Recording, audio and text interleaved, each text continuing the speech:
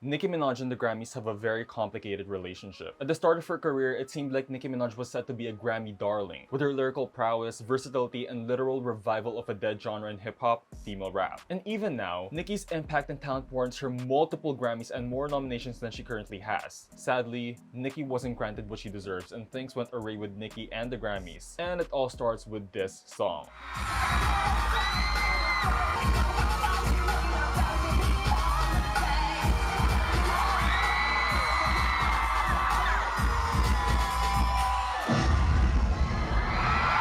Recently, the Barbs trended Roman Holiday on Twitter during the 2023 Grammys with over 150,000 tweets. The Barbs also started buying the song like crazy, going #1 in multiple countries and #2 on US iTunes. Mind you, Nicki is currently on hiatus and she has not told the Barbs to stream or buy Roman Holiday. This was mainly a fan-orchestrated move. But why? Well, let's go from the very start. What people don't know about Nicki Minaj is that she is a theater kid. She went to LaGuardia High School of Music and Art and Performing Arts, originally auditioning with a singing performance, which she has said she wasn't the best and she even cried afterwards. But her mom snapped her out of it and she continued with a second audition, this time with a drama performance, that of which she nailed and it got her into the school. After graduation, she even started an off-Broadway play of In Case You Forget in 2001. This explains a lot of her campy theatrics, especially in the early years of her mainstream career. After the success of her debut album Pink Friday, which had classic hits like Super Bass, Moment for Life, and Did It On Him, she decided to go all in on pop and camp with her second album. Pink Friday Roman Reloaded, a sort of pseudo sequel to her first album, is more camp, more extra, and more dance pop than her debut. Nicki stated that for this record, "I've never had this much fun recording music in my life. My first album, I was very guarded. I felt like I was making music to please everyone else. I had to be politically correct, but this album, I am just creating music, and there's such a big difference. Literally in the studio, we were cracking up, laughing, having fun, and enjoying ourselves. The music itself, you're going to get every side that I've shown and then a little bit extra. I've tried to make it very, very balanced because I don't ever want to be boxed in. That's always what drives me. So I made a diverse album. With this album, I'm going back to not necessarily to that sound of my older works, but that feeling. The feeling of I don't care what you think. That's what it is." The album primarily focused on the title character of the album, Roman Zolanski, with singles like Starships, Pound the Alarm, Va Va Voom, Bees in the Trap. You'd know it's an album that is crazy and loud and wacky. And what better way to open this album than with a track that is equally crazy, loud, and wacky, and one that perfectly encapsulates the energy Nicki will have for the rest of the album. I'm talking of course about Roman Holiday. Roman Holiday is the opening track to Nicki's second album, Pink Friday Roman Reloaded. The song is a 4-minute adrenaline rush of Roman going crazy. It is a fast-paced pop rap song with heavy hints of opera music that perfectly complements the story that Nicki was portraying here. Even though you haven't streamed Roman Holiday, you probably have heard this song in TikToks and memes, specifically this soundbite.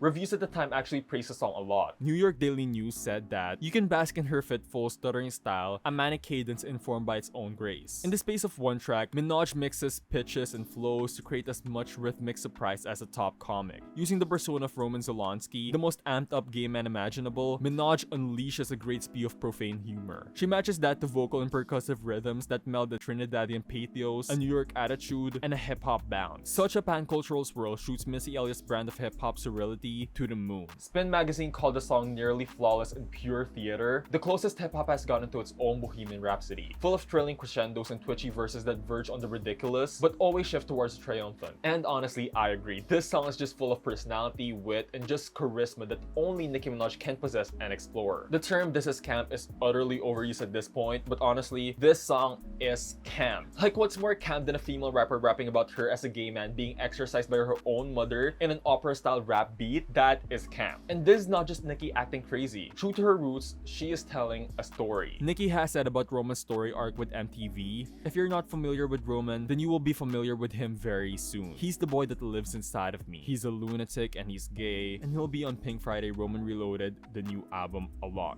Nicki then says that Roman was exiled to Russia by her mother Martha, as heard in another Nicki song, Roman in Moscow. Nicki added, "Well, he was there in Moscow, secretly because Martha wanted him to go there, so So they put him in this thing with monks and nuns. They were trying to rehabilitate him. Not only is Roman an actual character with backstories, side characters, and a storyline spanning multiple songs in multiple albums, he was also Nicki's way of letting go without worrying about what she says, about saying the things she's afraid to say. Nicki's explanation about this character is honestly amazing, and it shows how Roman is truly one of the best alter egos in music, period. Roman is a crazy boy who lives in me. He says the things that I don't want to say. He was born, just a few months ago. I think he was born out of rage. He was conceived in rage, so he bashes everyone. He threatens to beat people, and he's violent. It must be nice to have like an ignorant loudmouth who you can just sort of blame every... He wants to be blamed.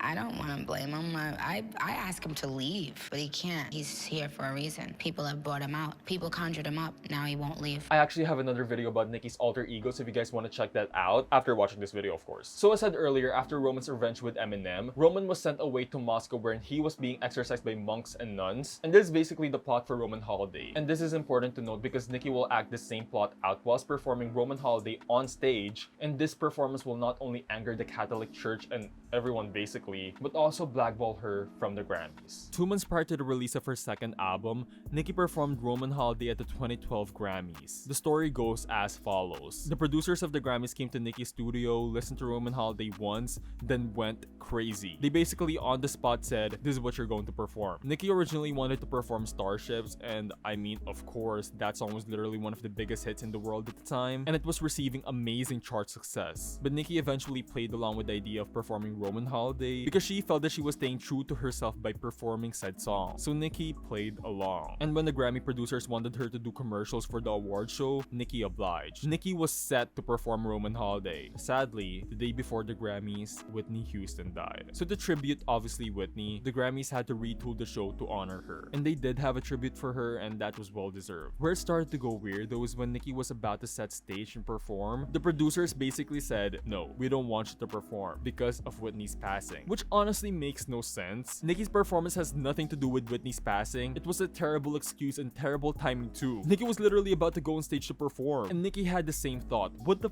fuck was going on? So she said, "No, I'm going to perform," and she gave us an iconic performance.